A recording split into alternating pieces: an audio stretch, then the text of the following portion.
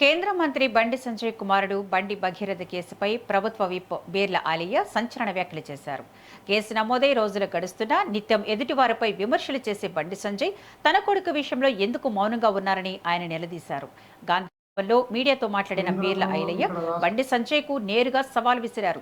జై శ్రీరామ్ అని నినదించే నువ్వు ఆ రాముడిపై ఒట్టేసి భాగ్యలక్ష్మి అమ్మవారి దగ్గర ప్రమాణం చేసి నీ కొడుకు నిర్దోషి అని నిరూపించుకోగలవా అంటూ ప్రశ్నించారు. కేంద్ర మంత్రి హోదాలో ఉండి నిందితుడైన తన కుమారుడిని ఎక్కడ దాచిపెట్టారో సమాధానం చెప్పాలన్నారు. తప్పు అమ్మాయిదేరంటూ సోషల్ మీడియాలో తప్పుడు ప్రచారం చేయడం సిగ్గుచేటని ఆయన మండిపడ్డారు.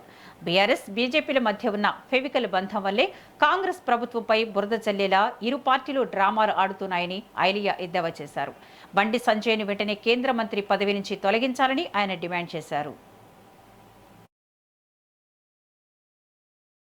కేంద్రంలో ఇక్కడ రాష్ట్రంలో చీమ చిట్టుక్కుమంటే స్పందించే బండి సంజయ్ గారు ఒక కేంద్ర సహాయ మంత్రి హోదాలో ఉండి తన సొంత కొడుకు మీద కేసు బుక్ అయ్యి మొన్న 8 తారీఖు నాడు ఇక్కడ కేసు బుక్ అయ్యి విచారణ సాగుతుంటే ఒక కేంద్ర సహాయ మంత్రి ఉండి ఇప్పటి వరకు స్పందించకపోవడం మరి దీన్ని వెనుకున్న అంతర్యం ఏంది?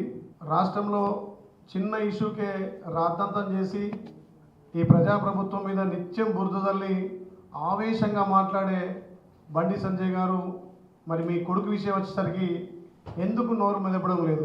మరి రాష్ట్రంలో ప్రజాప్రభుత్వం వచ్చిన తర్వాత మహిళల ఆత్మగౌరవం పెంచి మహిళల భద్రత విషయంలో మా ముఖ్యమంత్రి గారు ప్రత్యేకంగా శ్రద్ధ తీసుకున్న సమయంలో ఒక మైనర్ బాలిక మీద వాళ్ళ సోషల్ మీడియా ద్వారా వాళ్ళదే తప్పు, ఆ మహిళదే తప్పు అని చెప్పి చిత్రీకరించడం ఎంతవరకు సమంజసం?